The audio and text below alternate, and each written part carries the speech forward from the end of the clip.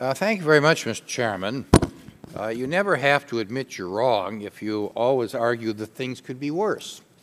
The unemployment rate is hovering around 10%, and the economy has lost 3.3 million jobs since Congress passed the $862 billion stimulus bill. But the majority has still convened today's hearing to celebrate the bill as a success.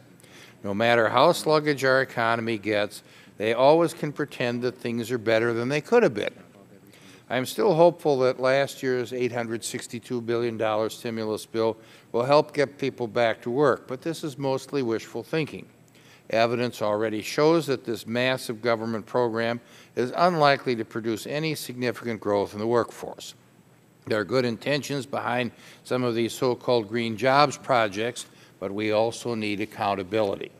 The stimulus program was a failure, and we need an honest accounting as to why. Spending government money can create jobs, but most of these jobs are entirely dependent upon the government subsidies. Take away the subsidy and the job goes too. Based on per unit of energy output, wind and solar energy products receive 50 times more subsidies than coal.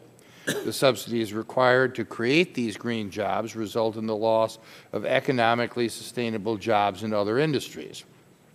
Experiences abroad have already documented this fact. Spain spent $1.6 billion to subsidize its solar industry. A study from a Spanish university, however, found that for every job this money created, it cost the economy 2.2 jobs in other industries. The same study also found that 9 out of 10 jobs created by the subsidies were temporary in nature. The Obama administration immediately attacked this study, but critics must account for the fact that since implementing the subsidies, the unemployment rate in Spain has climbed to nearly 20%. I know the playbook is to argue that things would have been worse without the subsidies, but when 1 in 5 people are unemployed, how much worse can it get?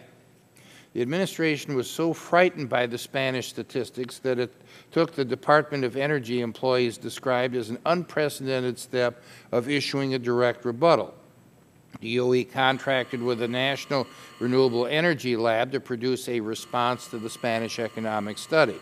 Documents obtained through a FOIA request by the Competitive Enterprise Institute made it clear that the administration's rebuttal was written in conjunction with wind lobbyists and other advocacy groups.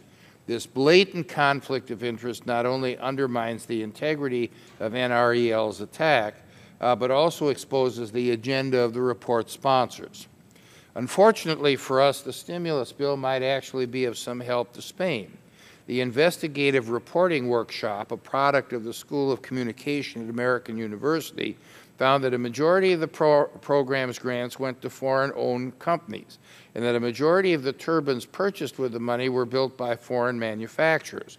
The workshop found that, quote, of the $1.05 billion in clean energy grants handed out by the government since September 1st, 84%, a total of $749 million, have gone to foreign wind companies.